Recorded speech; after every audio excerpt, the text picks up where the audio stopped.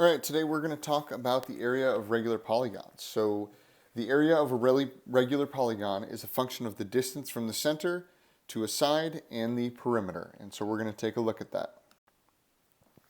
First off, we need to talk about regular polygons. So a regular polygon is where all of the angles and all of the sides are congruent. So what that means is that each side of this triangle is congruent and each angle is congruent. There are a couple things here. We have a radius of the polygon. So I'll go ahead and label the radius, and that's the center of the polygon right there.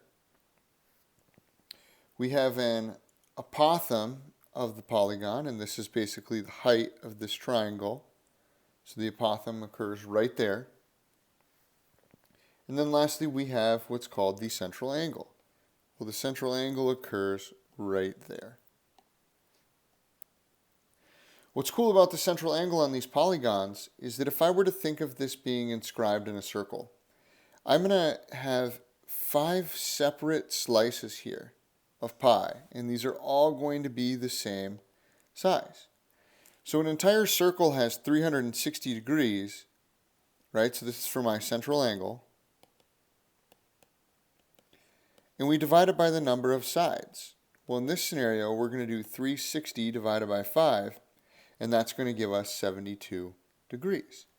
So what that means is that right here on the inside, if I were to take and erase some of this stuff on the middle, I'll replace it all, don't worry.